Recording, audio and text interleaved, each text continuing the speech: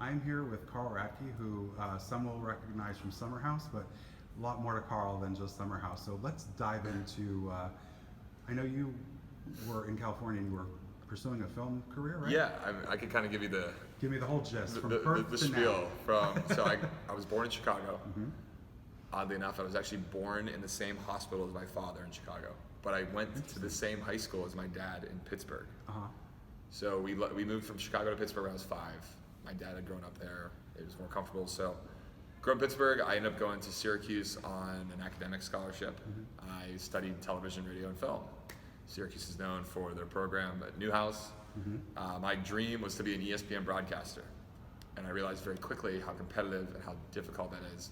Meaning you have to go to Lynchburg, Virginia, or Iowa to start your career and edit your own tapes, and I thought you just go right to ESPN. Right. So I quickly pivoted into the TV film side, which was more script writing, producing, acting in some formats, hosting, stuff like that. So I literally graduated from Syracuse, and I had one-way flight to LA. I wanted to be an actor, I wanted to be a model.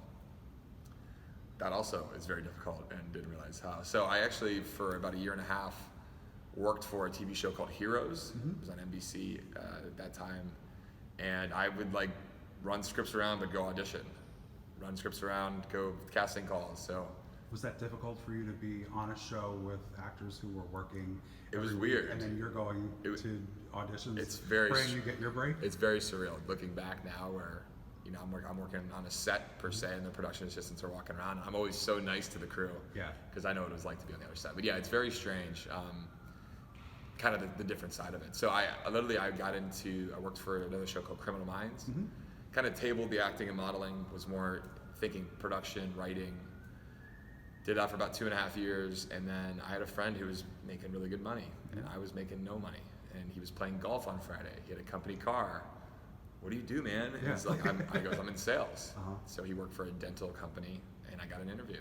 And my only job up to that point that was any legitimate job really was probably Abercrombie. I was, did the Abercrombie stuff, and then I, busboy, cutting grass, typical, suburban teen stuff. Yeah, right. And then I literally got a job at this dental company doing sales, and I ended up being really good at it.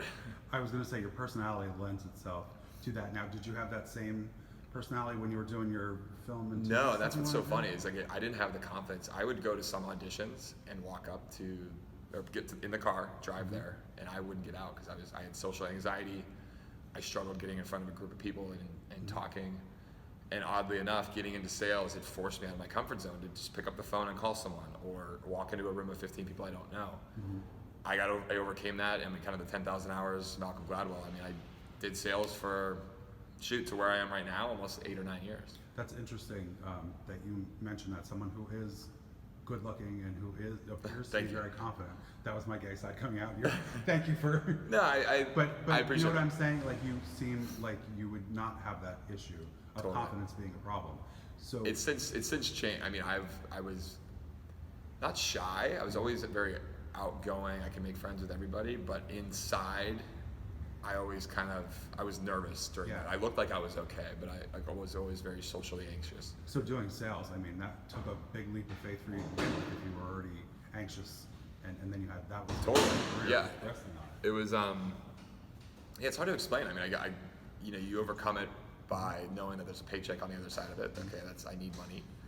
And then you kind of learn the tricks of the trade of like how communication works and how to talk to people and how to overcome your fear. So how long did it take you to nail it and really start selling well? Probably about 1.5 years. Honestly, I was terrible at first. I was around other people that were really talented, so that also helped. I kind of learned from them, and then you just learn by just doing it. And I think I worked in this dental company, and then I actually got a job outside, what they call in the field. I was the field sales rep, so I had my company car, had appointments. I would drive into these offices, and I'd walk into a room full of women, dentists' offices typically, and just started talking, try to charm them and use my personality, and then that lent itself to more serious professional conversations. And then from there to presenting to larger groups, and then from there being kind of the face of this dental company at the time. So it all worked out in a weird way, because I could not walk. Now I can walk into a room of 400 people and be totally fine. Right. Which is crazy. Before we jump to you being on television, Yeah. did you stop doing the dental sales and move on to something else? So It's funny, the first season of Summer House, leading up to that, I was working for a company similar to Invisalign. So I sold orthodontic stuff. I was the rep here in New York City. I was also the rep in New Jersey. So I was back and forth. I did really well. I crushed it. I mean, I was making good money. I was going to the Hamptons, partying, having fun. I had known Kyle prior to this summer of the season 1. And we partied in the Hamptons together. We'd work out at Equinox together. I'd shoot him a contract from a company that I was gonna be looking at in sales. Kyle also was in sales. So it just kind of it all kind of came together. But basically the first summer of the show, if you do watch season 1, you'll see how stressed I am about making my quota and just some of this stuff. And I didn't know what to tell my company at that time. Like, what are we filming? What's going on? It's like, I just said we're filming something at the house I'm staying in the Hamptons. Right. It's a documentary of sorts. I don't know what's going to ultimately come of it because there are shows that get filmed and never make it. Yeah. So I didn't want to say too much, and that's probably a detriment to what I should have just been more very, very, very honest. Right. I just didn't know what was going to happen from it. I mean, seriously, like you could be on a reality show for 2 weeks and they don't like you and you're gone. Right. Now this isn't like a competition show, but yeah. Long story short, I ended up getting fired the day after the season 1 premiere. At 8 in the morning. And did they regret that once you blew up on I Summer House? mean, I don't know. I mean, it's a corporate company, I think. But that would have brought some more. And you know what's funny? How many people reach out to me after hearing that news about the demo company?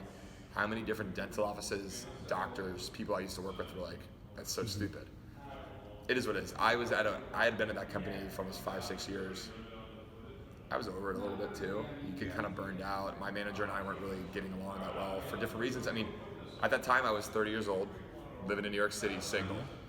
Everybody else in my company is in their 30s, married, kids, house in the suburban.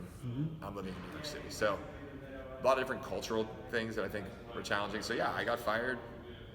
We didn't know season 2 was going to get picked up either. Right. So that whole spring I was like, fuck it. I took unemployment. Was just having fun, partying, being a fuckboy, as everybody I was going does. to say, I saw a bunch of interviews with you and they call you the fuckboy. They call me the fuckboy. I mean, that was self-diagnosed. Self-diagnosed. Or self-inflicted. I've had my challenges where I struggle with communication with females. I'm a people pleaser, so I like to say what they like to hear versus telling them actually how I feel. So I got myself in situations where I was kind of dating multiple people at the same time, partying, getting drunk a lot. I was going out 4 or 5 nights a week and getting really drunk and just being out late, spending money. Season 2 started. I had no idea what I was walking into, really. I mean, I knew Lauren and I had kind of some history, but so for season 2, I mean, I basically, they don't tell you a lot of stuff, which is fine, but I walked into the season 2 meeting and there's Lauren. Okay, there's some history. There's Steven, there's some beef, let's say. And then there's Danielle, who wasn't on season 1, but Danielle and I used to date summers before. So I walk into this and I've got basically 2 ex-girlfriends and then a guy that doesn't like me at all for some reason that I don't remember why. Right. So you're feeling like, I'm going to be the... Oh, I'm just basically going to be the whipping boy of the summer. And season 2 was one of the hardest summers of my life. Like, it was just, felt like everybody hated me. The girls were mad at me for being a player and 2-timing. Steven had his whole other issues with me about some story that was told. Yeah, so like the season 2 was rough. So I went the whole season 2 basically not really working, but I started consulting for another dental company towards the end of the summer. That was a whitening company. Didn't really see eye to eye a lot with the guy who was running it. Also, they weren't really compensating me the way I was hoping to be compensated due to being able to promote it on the show and promote it through my social media. So I ended up leaving that company and then got a job at a tech startup, basically selling software. And again, we don't know if season 3 is going to happen or not. Right. So all winter and spring, I'm working for this company. Now, I'd walk into the office. Everybody at the office had seen me on TV and knows me. Yeah. So it's a really awkward feeling because I'd even have clients that I'd pick up the phone and they go, "Are you that guy?" Yeah. So like it was like I was too big for the organization almost. Like I stood out. Like we'd have clients come into the office and they go, "Is that guy?" So it almost became about you as a celebrity more. Exactly. So it made working at it was a growing startup. It was in Tel Aviv. It was in Salt Lake City. We had a London office. I was in New York. We were a fairly well-known startup, but I was like out above it. So basically I was let go the middle of season 3. Truthfully, because in my opinion, I mean, my sales numbers weren't what they wanted, but honestly, they were totally good. Yeah. So what is that like for you now? That's the second time that you've lost a job because of the show, but you're more recognized because of the show. So that's got to be like an interesting dynamic. It's very strange. Yeah. It's very strange. I mean, you lose some confidence in yourself, I think, when when you're not validated. I mean, it's New York City. Everybody's got the first thing out of people's mouths. What do you do in New York City? So I'm a banker. I'm in fashion. I work in a startup. Whatever it is, that's what validates you in New York. I can't just out of the gates. I'm on a reality show, right? So I'm cool. Like no, it's. If anything, that might be a detriment if you absolutely might just think you're being a douchebag, that you think that's the coolest thing in the world. I truly never try to say that anything about it. Like, typically people will like bait me because they already know, and then they'll just play dumb, and it's like I don't care if you don't know or not. Yeah. But like that's the last thing to come out of my mouth is that I'm on a reality show. Yeah. Like I'm a real human being. Right. I'm also, smart. to what end? Like what's? But people give me shit for if I were to come out of the gates and say, "Hey, I'm on a reality show," they'd be like, "Oh, okay, cool. I don't care." Right. I think that's probably a misconception about reality television stars, is that you're only doing it for the fame. And trust me, there are obviously people who are doing that, but there are still people who are not doing it for that reason and get pigeonholed into that. Yeah, I mean, I think with our show, what's unique, truthfully, is we do try to combine that work-life balance, which what I think the thread of the show is. There's no competition. No one wins the summer house. Right. We also don't like work at on the boardwalk at the t-shirt shop. Right. Like some other shows, Jersey Shore. Right. We're not on an island together for 1 month. It's a lifestyle aspirational. Yeah, it's a lifestyle aspirational show about a real group of friends. Like we all are in some way, shape, or form. We're friends. At least the first season. It's weird because honestly, I was never looking for the show ever. Yeah. It came to me at a dentist's office. I was getting my teeth cleaned, and the dentist told me that Everett was on doing this show, and I was like, okay. I emailed Everett after the dental appointment and said, hey, congrats on the show. What's it about? And he said, we're looking for another guy. That was 4 years ago. Yeah, and you're there, and he is kind of. scaled Yeah, back. and he's I think for the better, honestly. I mean, has a professional career. He's got his foundation, Heal Our Heroes. Yeah. The stress of the show can be a lot for people. It's been a lot for me. I miss Everett every day, but I see him all the time. We're still home. Yeah, the summer part. But people thinking that I did it for the famous part is actually false. Like, I could give a shit less about like the fame part. I like it because it gives me opportunity to build a platform and be able to speak on real things that are real in my life, which is charity, mental health, family, brands that I care about, things that I'm really interested in. If you think about it, the reality stars end up becoming infamous more so than famous. Yeah. For either how they're portrayed or how they're edited. If you knew going into season 2 that it would have been your toughest season, would you have still done the show, or did you have to kind of like live that out and then say, okay, it can't get worse from here? That's a good question. I think I still would have done it because I learned a lot about myself, and I know it sounds cheesy, and I think people would maybe gawk at that, but I learned a lot about how I behave towards women.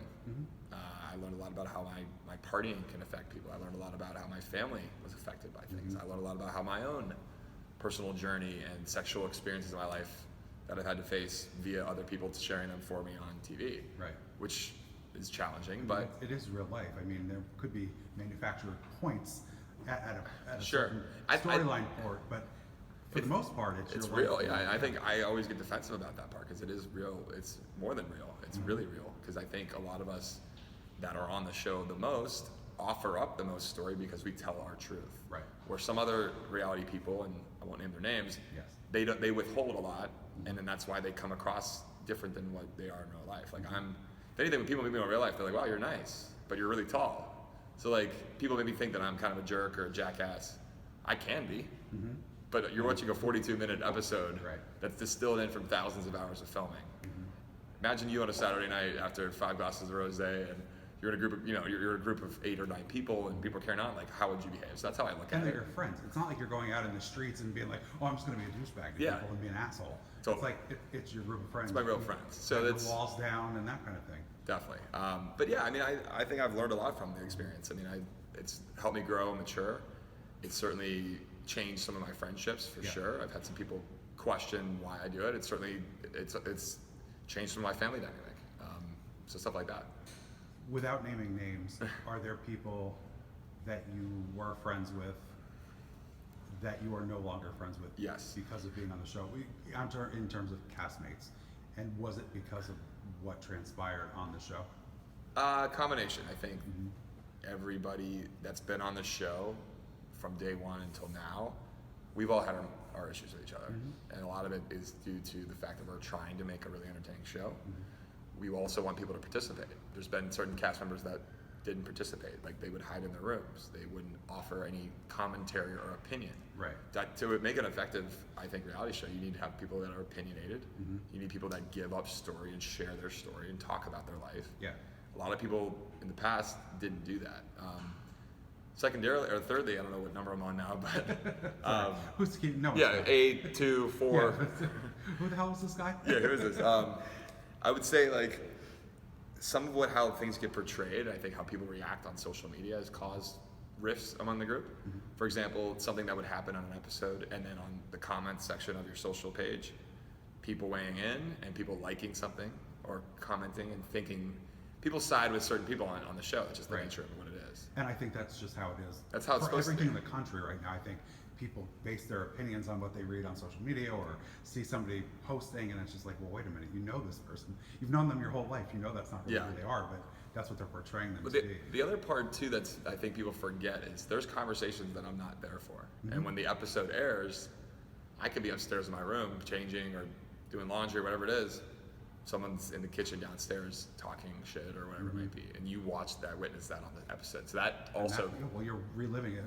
You relive it, and then you get to see who else is saying what. And now, I never really cared what people say because I know it's just how you're supposed to talk about shit. Right. If you walk through that door, you're gonna have to talk about it. So that's caused rifts. I'd also say just how people are. I don't know how you think you're doing on social media. Like, people keep score. It's like, oh my God, she has more followers than me, or she's going to more events, or she got invited to this brand's thing, or she's doing an influencer campaign for this company. People compare. Yeah. I personally don't care at all because I don't need an Instagram account. I'm cool in real life. Right. Like, I can hand a lot of, I think, some individuals on our shows over the years, I think they literally, if you remove their Instagram account from them, they struggle in real life. You're obviously closest with Kyle, correct? Yeah, I would think so. Would you step away from the show if you guys started to butt heads and you realize, wow, this is toxic for our friendship because of the way things are moving towards? Or no, I don't. I think we're at such a brotherly bromance, almost mentoring kind of situation. Where, I mean, obviously we've had our squabbles, not that bad. I mean, we've had some moments that are. I understand him really well, and I think we built a pretty good friendship before it all started. I knew him the best before we ever started filming. I mean, I'd known him maybe about a year and a half. Right. Now, we weren't like calling each other every day, but I'd text him here and there. I'd see him at the gym and stuff. We'd hang out, but I've just always trusted him. That if we ride this out, even if we have our issues, like, us together is really powerful. How do you deal with putting your trust in somebody and then watching the show back and being like, wow, I really misplaced my trust? Do you confront them on it, or do you kind of be like, that's your loss, you screwed it up? So yeah, I think you can confront. I mean, like, I would say there's another individual that was on the show in the past that, like, after watching it, then you kind of confront it and you think you got it smoothed over, and then something else rears its head because they were on a podcast and said something. Yeah. I'm just from the camp of, like, who really fucking cares? Like, there's a lot more problems in our world besides worrying about what you said about someone on the podcast. Now, am I get frustrated about someone saying something on the podcast? Sure.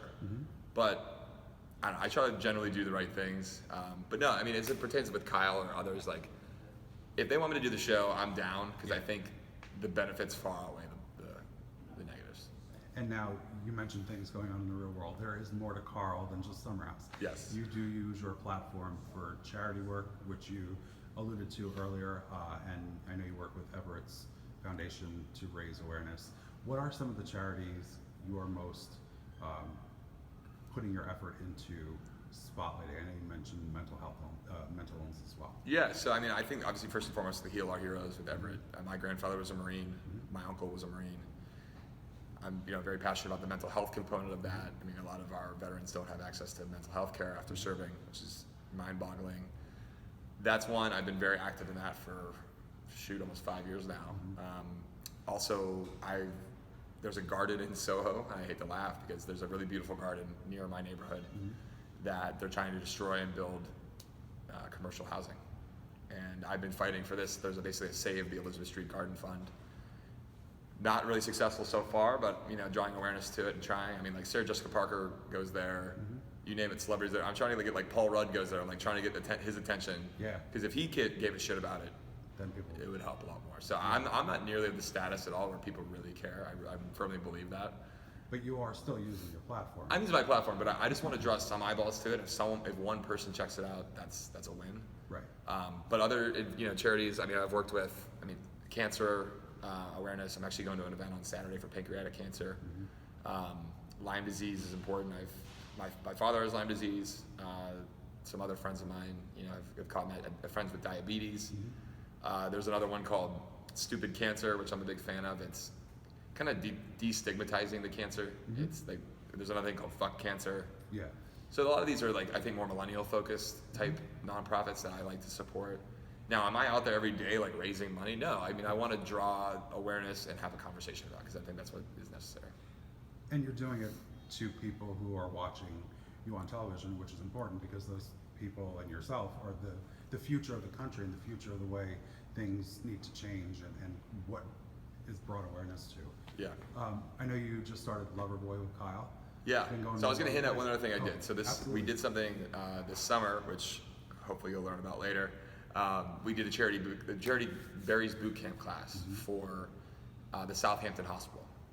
And oddly enough, if you are injured or get really drunk in the Hamptons, it's the only emergency room that's available out there. So from season 1, we had Ashley Workus sprain her ankle at the race and go to that hospital.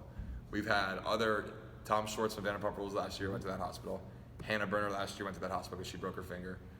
You name it, of 6 or 7 cast members have all been to this hospital. You're going to each have a wing named after you. So donate enough money. Yeah, so it was important to me to give back to the community this summer. So we raised, again, some money for the Southampton Hospital, which was cool. So that was all via Spot Fund. And I've been consulting with Spot Fund since last year. Essentially, it's a fundraising platform for influencers, actors, models, to quickly and concisely tell a very powerful story. And instead of liking it, you can donate to it. I think Instagram's probably going to come out with something soon like that, but it's turning likes into donations. Sorry, likes into donations. Yeah. So that's pretty cool. That's what I've been doing. But most importantly, I've been doing Loverboy. So it's a sparkling hard tea. A delicious one. Oddly enough, came out of Summer House, if you think about it, because the first year of summer, Kyle is he's from Vermont, New Hampshire. He brought us Twisted Tea, which is a very high calorie, very high sugar content alcoholic drink. It's delicious. We were drinking crap tons of this drink and not really knowing what's on the can. What's it say? What's in it? Just drinking it. Right. We realized that there's 30 grams of sugar in each 12-ounce can, which I don't know if you guys are math majors. Yeah. That's like 2 candy bars. Yeah. So and you're pounding them. So we were crushing these. A lot of rosé, obviously, but we need something to mix it up. So the second season, we were doing it again. Kyle, and I'm not taking credit for this, but Kyle was looking up online on the can that doesn't tell you what's in it. So we wanted something that's transparent. You want something that you can drink all day. You want something low sugar. You want something low calorie, but you still taste the flavor. So within that second season to the third, Kyle basically was looking at this sparkling space where White Claw had not been heard of it at all. There was the Truly of the world that kind of came around. And then, of course, we have the Mike's Hard Lemonades out there. So in the environment we're drinking on TV. We want to be in shape because we take our shirts off a lot. We want to be fit. Came Loverboy, a sparkling hard tea that had zero flavor. I'm sorry. Yeah, that has zero no flavor. That's right. Zero sugar. Has zero sugar. A lot of great flavor. It's real organic tea. 90 calories, gluten-free. And it has personality, has transparency. You know what's in it on the can. And I suppose Fuckboy you couldn't use. Well, if we're gonna do a tall can, I'd put caffeine in it. It's called the Fuckboy. That's I'm kidding. I know. So it's really a match made in heaven that I'm joined Kyle and in the sales efforts. So I basically I'm heading up sales and kind of business development, partnership stuff. In that vein, I know we spoke about your friendship with Kyle. Do you ever worry if something went south with the company that could cause a rift, almost like working with your husband or wife? Yeah, I mean, I think, well, and you know, Amanda is a part of Loverboy as well, so I think for their relationship too, I think that was a concern. You know, they're engaged, they're going to be getting married, you know, that's a lot of pressure on them. They live together. For me, I mean, when we first started hanging out, we always were talking about sales, business, entrepreneurial stuff, new ideas. From the day I picked him up, season 1, and drove out together, we were talking about business and something to do that would be powerful together in some capacity. It came out of, I mean, it's like, I don't even know how you want to phrase it, but it came out of the world we were living in. I don't foresee anything that would happen like to ruin our friendship. I mean, I'm sure that from a business perspective, something could change, like if I don't perform or if something goes wrong. I think the business relationship certainly could end. I don't want it to. I mean, I've invested in the company. Right. I'm invested mentally and socially and personally. But yeah, I mean, we've already had some issues already. I mean, nothing like earth-shattering, but typical business stuff that goes on. And if your friendship is strong enough, But the friendship, you know how to separate it. and we have, there's another individual that's on our company, he's a COO. He kind of is the buffer to some degree from the business side of, because he cares about me. Kyle's, you know, a really good friend. He knows my mother. He knows some of my situation. We're able to kind of separate the two, I think. I mean, now when we're talking millions and millions of dollars, let's say Kyle sells the company in 3 years and it's a $500 million company and I get shafted on money. Yeah, That's a business conversation, but that's also a personal thing too. So I'm on the positive side, so I think we're gonna be fine. But it's definitely been, I think people have been concerned that the friendship of it is so close that now mixing business with it could be hard. It's definitely proposed new stuff, but I think Kyle and I are both in agreement. Like we have a buffer in place. Nick, I basically report to. He kind of keeps me in line on things, and certainly Kyle and I can have our stuff, but so far so good. That's awesome. It's a great drink. If you have not tried it, please. No, we've we've got a lot of traction. I was just gonna say we're we're in 7 Whole Foods here in New York City. More coming. We had several venues in the Hamptons this summer carry it. Several distributors out in the Hamptons carry it. The New York City bar scene, I mean, sports bars, rooftops, you name it. The goal is to have this go national, but unfortunately, Loverboy is actually regulated as a beer because it actually is a sugar beer. What people don't understand with sparklings, hard sparklings, it's actually a sugar beer. Interesting. So I was looking for it down in Wildwood Crest. I could not find it. I was very disappointed. Yeah, so right now it's only available in New York State because of the laws that are in place. So we are working with each state individually for that expansion. Hopefully Florida coming soon, hopefully Massachusetts, and then obviously like a New Jersey or Connecticut. And finally, what do you think is the biggest misconception out there about you?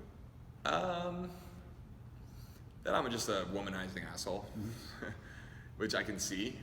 I've always struggled with just the idea that just because you're a tall, seemingly handsome guy and you're confident and you're outgoing, that every girl you talk to that you want to have sex with. Yeah. I mean, I laugh at that, but like I have a natural way of talking that I think can feel like flirting a lot. Do I feel like to flirt? Absolutely, but I've gotten myself in trouble where people I think are thinking that I want to like date you or I want to go out with you and like spend the rest of my life with you when I'm just like being friends. Right. Well, so the misconception, more so than you. True, but I harbor a lot of. I wear a lot of I don't like when I upset people. It makes me more upset. And that's my people pleasing way. So I think my biggest misconception is I'm actually a really sensitive, nice guy. I think I struggled a lot with just how my personality carries, and that took. I mean, I'm still learning how that is. I mean, people generally are like, I thought we were dating. I'm like, what? Yeah. And we like never maybe had sex or maybe just like one or two hangouts, and it's like they're already like down. They're already picking out China. Yeah. Which listen, I'm very lucky that people think that about me, but it's been hard too. So I'm not a complete asshole. I'm a really good guy. We all have our moments though. We all have our moments though. That's right. Have you? Sorry, one last thing. Yep. Have you ever had any uncomfortable fan encounters based on what they think or who they think you are? Based Absolutely. On the show? Yeah. Absolutely. How do you handle that kind of stuff? I'll give you my best one. It's actually not that bad. It's more just like I couldn't believe it. I was at a Sweet Green, maybe 2 years ago with Amit from season 2. I was with a producer. We're in line. I get up to I'm in front. I have my salad. I'm checking out. Hand her my card. She looks at me. She goes, "Well, I gotta treat Lauren like shit." So I like pay, and then Amit and the producer come up. She goes, "Their salads are free." Wow. So that, I mean, listen, I definitely didn't handle the Lauren situation great, but her and I mean, listen, I can get along with her. I wish her well. I wish no ill will on her, but I've had some other girls come up to me and just say, "You're a fucking asshole. Like, why do you treat girls like that?" Which is a shame because you don't. You know what I mean? Like they're basing it on. It's a perception. I think you watch 2 minutes of a show and maybe catch me saying something. You don't see the full arc, which Right. I'm okay with that. But what happens is it's usually in a bar setting where there's drinking, and that's where some of the weird fan encounters come. But listen, I'm flattered. And like I will stop and take photos with anybody. Like I take photos with everybody. Nice. Versus, I think I've heard of some other people, not necessarily on our show, but others that are just a little bit more like get the fuck away. Yeah. So I love talking to people, but it's like I've had a few people come up to me and like basically tell me I'm a piece of shit. I'm like, you don't know me. Right. And that's ballsy of somebody to do to begin with. Like Yeah. you wouldn't walk up to some random stranger. Just they No. feel they know you. No, they think they and know me, really which is don't know you which is at all. the power of the platform. Yeah. You know, they really can think that they have this idea of this person, but Right. you So know, there's like a double-edged sword to the platform. Totally. You can raise awareness for things, but you're also I'm raising putting awareness yourself out there. yeah, for putting myself out there big time. I mean, I even have. I mean, I don't know about the other cast as much, but I get recognized every day. Yeah. In New York, like it's awesome. It's just I'm blown away by the reach. I've had New York City police officers go, "I love the show." That's awesome. It's great. That's great if you get pulled over or. Well, if the right person pulls me over. Yeah, that's true. That's right. If it was that lady who traded in her salad selling for Oh that, yeah, she would definitely give me an extra ticket. Yeah. She would write me up for more. But Awesome. yeah, I mean, I also get this too, where it's like a group of girls will take one girl will recognize me and want to take a photo, and the rest of her group of girls friends like, who the fuck is that guy? Right. And then she'll go, who the fuck are you? I don't know who the fuck you are. And I'm like, I don't know who you are either, but settle down. I get that a lot. Weird. Like one of the girls knows me, and the rest are like, who's this asshole? Right. Thanks, I can hear you. You mean your ears work? Yeah. Carl? So. That's good to know. It's all good. I mean, listen, I'm very lucky. I'm trying to be very humble about it. It's been an amazing experience. I hope it continues. I think all signs are pointing that way, but Yeah, we will stay tuned. and we'll find stay out. tuned for more. Thanks, Carl. Thank you, Brian. This was a great conversation. I look forward to maybe another one if you get a season 4. Yeah, we'll see. All right, Carl. Thanks man. so much. Cheers.